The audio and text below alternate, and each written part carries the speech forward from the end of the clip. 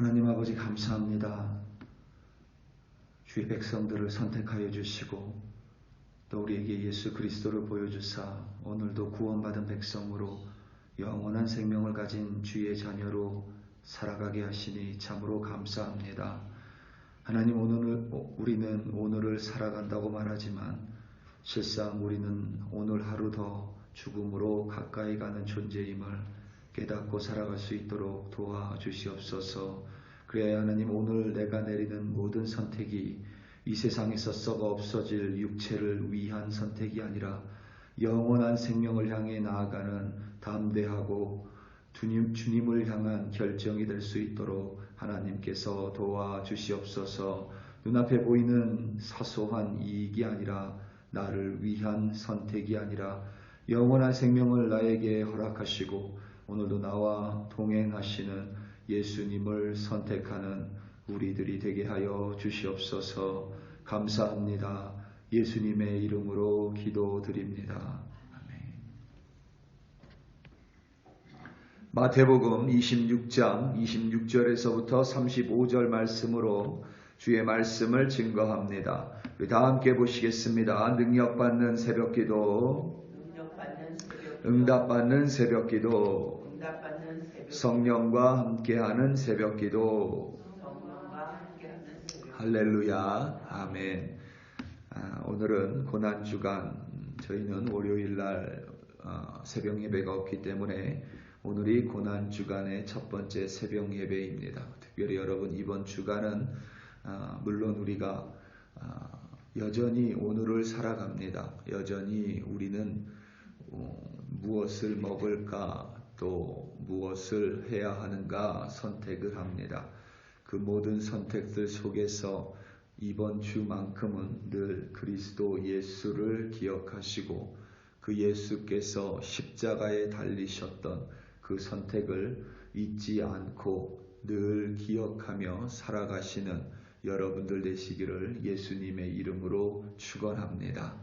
오늘 우리가 무슬림을 위하여 기도할 때는 요르단을 위하여 함께 기도하겠습니다.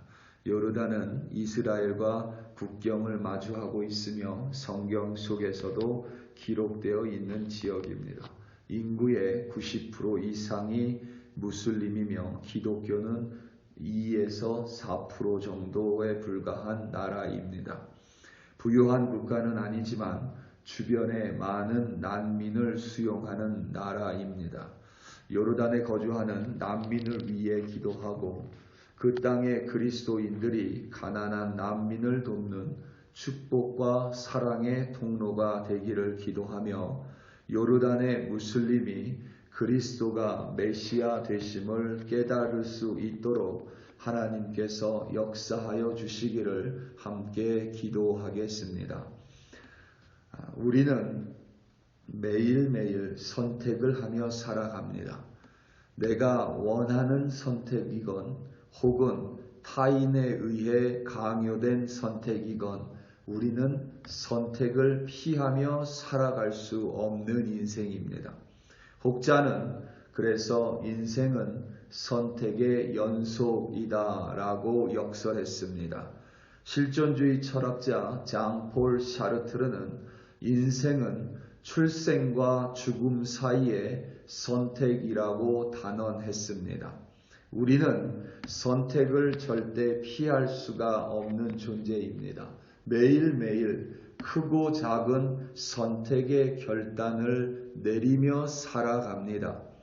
어제의 선택이 오늘의 영향을 주고 오늘의 선택이 내일을 결정하기도 합니다. 그렇기에 많은 사람들은 선택을 잘하기 위해서, 지혜로운 선택을 하기 위해서, 보다 나은 선택을 하기 위해서 부단히 노력하고 또 여러 가지를 연구합니다. 잘 선택하기 위해서는 잘 버려야 한다라고 주장하는 사람도 있고, 나를 위한 선택을 위해서 때때로 다른 이의 아픔과 상처는 무시해야 한다고 말하는 이들도 있습니다. 내가 먼저 선택하기 위해서 먼저 빠르게 움직여야만 하고 내 앞에 놓인 상황을 재빠르게 판단해야 한다라고 말하는 이도 있습니다. 그만큼 우리 인생에 있어서 선택은 중요하고 또 중요합니다. 선택이 이렇듯 필수 불가결하며 우리가 생각하는 것 이상으로 훨씬 더 선택이 중요함을 모르는 사람은 없습니다. 그렇기에 인생은 출생과 죽음 사이의 선택이라고 단언한 사르트르의 말에 우리는 모두 절실하게 동감할 수밖에 없습니다. 그런데 이 명제, 곧 인생은 출생과 죽음 사이의 선택이라고 말한 명제에서 우리가 놓치고 있는 부분이 있습니다. 많은 사람들은 선택이 중요하고 중요하며 피할 수 없기 때문에 출생과 죽음과 선택 중에서 선택이 가장 중요하고 선택에 그 눈에 초점을 두고 있습니다. 그런데 우리가 어떠한 선택을 하냐에 상관없이 우리가 내리는 매일의 선택의 모습과 상관없이 우리가 내리는 선택들은 한 점, 곧 모두 죽음을 향하고 있다는 사실입니다. 이 세상에 속한 그 어떠한 것을 선택해도 그 끝은 결국 죽음을 향하고 있습니다. 아무리 몸에 좋은 음식을 먹어도 건강을 최상으로 유지하는 운동을 선택해도 나를 평안하게 해주는 어떤 정신적인 활동을 선택해도 그것이 이 세상에 속해 있으면 그것은 우리의 인생이 태어나면서부터 향하고 있는 죽음을 향하고 있는 우리를 절대 막지 못한다는 사실을 우리는 반드시 기억해야만 합니다. 우리를 그 길에서 끄집어내주는 그 어떠한 지혜로운 선택, 보다 나은 선택, 좋은 선택도 이 세상에는 속해 있지 않습니다. 이 세상 밖에 존재했으나 우리를 죽음의 길에서 구속하기 위하여 이 땅에 오신 분은 오직 예수 밖에는 없습니다. 우리가 물론 예수님께서 먼저 우리를 선택해 주셔야만 가능하겠지만 우리가 죽음이 아니라 생명을 바라볼 수 있는 것, 생명을 가질 수 있는 유일한 선택이 바로 예수인 줄로 우리는 믿습니다. 예수께서 바로 생명, 영원한 생명, 사그러들지 않는 생명, 곧 생명 그 자체이신 까닭입니다. 오늘 말씀 26절입니다. 그들이 먹을 때에 예수께서 떡을 가지사 축복하시고 떼어 제자들에게 주시며 이르시되 받아서 먹으라 이것은 내 몸이니라 하시고 아멘. 이 말씀은 오늘 본문은 우리가 잘 아는 성찬식의 이야기입니다. 이제 몇 시간 뒤면 예수님께서 잡히시고 능력과 힘이 부족해서가 아니라 잡히시고 찢어지심으로 우리에게 생명을 주시기 위함입니다. 이 성찬식의 말씀, 특별히 우리말 성경으로는 떡이라고 번역되어 있지만 항상 여러분 떡보다는 빵으로 해석하셔야 정확한 의미를 깨달을 수 있습니다. 중동 지역에서는 여전히 빵은 생명을 상징합니다. 절대 중동 사람들은 빵에 그렇기 때문에 칼을 대서 빵을 반듯하게 절대 자르지 않습니다. 반드시 두 손으로 빵을 찢어서 먹습니다. 오늘 말씀, 조금 전에 읽은 말씀 26절에서 가장 중요한 단어는 떼어입니다. 예수님께서 생명을 상징하는 빵을 떼어 브레이킹 하셔서 찢으셔서 그것을 제자들에게 주셨습니다. 그것은 생명 자체이신 예수님께서 자신을 깨트리시고 자신을 찢으시고 자신의 생명을 떼어서 제자들에게 바로 그 생명을 주시는 행위입니다. 우리가 매월 첫째 주일에 성찬 예식을 할 때에 이것을 기억함이 대단히 중요한데 우리는 우리의 편리대로 이미 반듯하게 나누어진 빵 조각으로 성찬식을 하는 것 자체가 사실은 말씀에서 이미 벗어나 있는 것입니다. 반드시 빵을 찢어서 예수님께서 우리에게 주셨음을 기억해야만 합니다. 그것은 생명 자체이신 예수님의 몸을 찢어서 우리에게 그 생명을 나누어 주신 것입니다. 예수님께서 태어나신 곳이 베들레헴입니다. 베들레헴은 베트와 레헴이 합쳐진 합성어입니다. 베트는 집을 의미하고 레헴은 빵을 의미합니다. 베들레헴은 그래서 쉽게 말해 빵집이라는 뜻입니다. 빵은 생명이니 예수님께서는 생명이 가득한 곳에서 태어났다는 뜻이고 생명을 주시기 위해서 이 땅에 오셨으며 생명이 가득한 빵의 집이라는 곳에서 태어났고 그 생명을 나누어 주시기 위해서 생명 자체이신 예수님께서 찢어지고 떼어지셨습니다. 그 생명으로 말미암아 우리는 영원한 생명을 얻게 된 것입니다. 오늘 말씀 27절, 28절입니다. 또 잔을 가지사 감사기도 하시고 그들에게 주시며 이르시되 너희가 다 이것을 마시라. 이것은 죄 사함을 얻게 하려고 많은 사람을 위하여 흘리는 바 나의 피 곧 언약의 피니라. 아멘. 우리가 알다시피 피는 생명 그 자체입니다. 이스라엘 백성에게 피째 먹지 말라고 여호와 하나님께서 말씀하신 이유는 바로 그 피가 생명을 상징하기 때문입니다. 문화적이건 문학적이건 과학적인 의미를 초월해서 피는 생명 그 자체입니다. 중요한 사실은 예수님께서 그 생명이신 피를 우리에게 나누어 주시기 위해서 그 피는 반드시 이 땅에 쏟아져야만 했습니다.